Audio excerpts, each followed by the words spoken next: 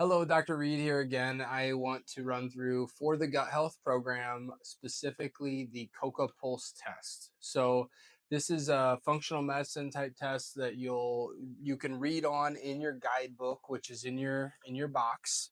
It'll really run you through this whole thing, but I want to shoot a video to walk you through it as well. Sometimes we get questions on it.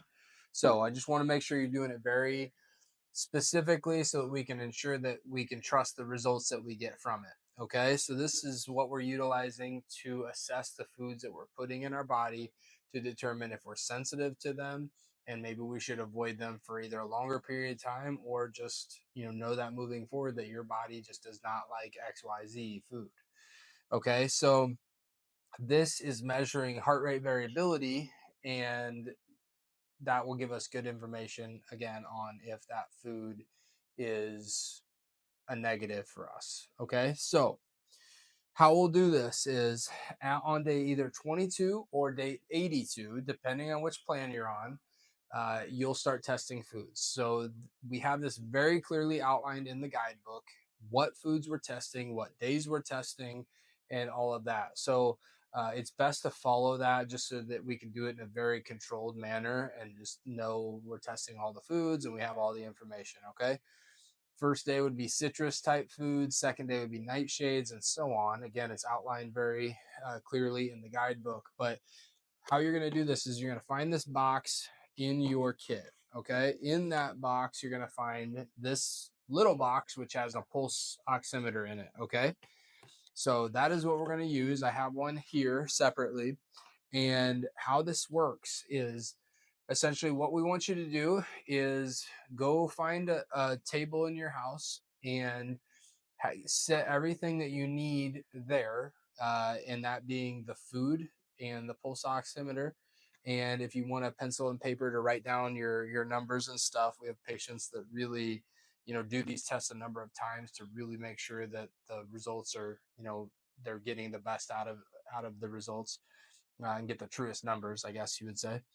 So what we want to do first is sit there at the table. I've got all my stuff, so I don't need to get up and be moving around and running around getting the food and stuff after I take. I want everything there so we can be very calm and controlled, because we don't want our heart rate spiking and doing all this stuff as we're trying to test, because it's taken away from the test results. So, all right, I've got the table, I've got my food here, and I've got my pulse oximeter here. Okay, I'm gonna sit here for like 5 minutes. Just sit, don't do much, just relaxing. Okay. That way we can get our heart rate at a very consistent, even, level rate. Then I'm going to take my heart rate. So you're going to use your pulse oximeter. You're going to get the first number. I haven't taken any food yet. All right. So, and how I want to do this is watching the little dial. You'll see a little bar that's bumping up and down. That's my heartbeat. Boom, boom, boom. It's filling. Now, it will also give you a heart rate number. I would suggest not using that number. That is a number that it just grabs more rather quickly. What I want you to do, what we ask you to do, is measuring your heart rate over a minimum of 30 seconds. Preferably, you do the entire 60. And I sit there with this on my finger and I just count how many times that bar bounces up to the top and down. One, two, three, four, five, six, seven.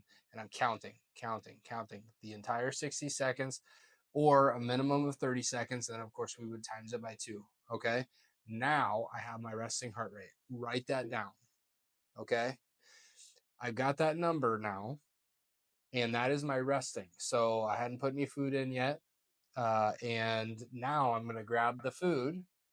And as you're doing this, you're not moving frantically or like kind of moving, kind of carelessly. You're moving very controlled, very calmly. And I'm going to grab the food and I'm going to put it in my mouth and I'm going to chew it around for 20, 30 seconds. Okay. You can swallow a little bit of the food, even, if the program itself says we should avoid XYZ. We're using this as a, information gathering tool So we need that information. So some people will chew it around and then spit it out, or chew it around and swallow it. If you're eating tomato, go ahead. It's just a little. It's okay. So what we're doing, we're gonna put the food in. We're gonna chew it around. We're gonna swallow it or spit it out. Then immediately after that, we're doing the same thing. So if you want to give yourself 15, 20 seconds, then we're remeasuring the heart rate again, counting 1, 2. I'm measuring for that whole minute once again. Then I'm comparing and contrasting the first one when I hadn't eaten any food to the second one just after I ate food. And I'm seeing, is there an increase of 5 beats or more? Well, or it could go down too.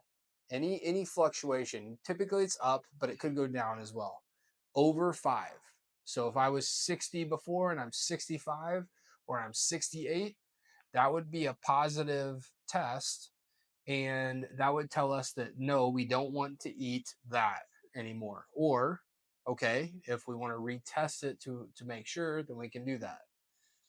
Maybe we'll retest it either later that day or the next day, that same food.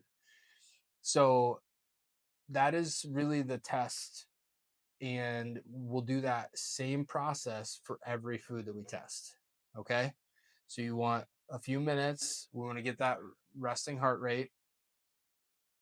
Carefully, calmly, grab the food, eat the food, take the post heart rate after we eat the food, and measure the difference between the two numbers. Over under 5, or then that, yeah, that would mean that the test is positive. Avoid. If it's within range, if it doesn't change much, it changes 1 or 2, that's considered to be a normal fluctuation. And great, we're not sensitive to that food.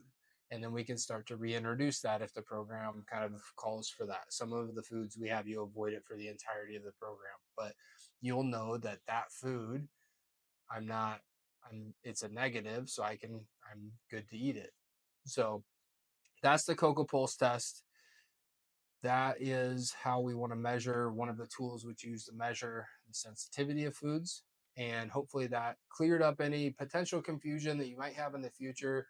Watch this video as many times as you need to. Ask us questions. We're here for you. So talk to you soon and have a wonderful, wonderful day.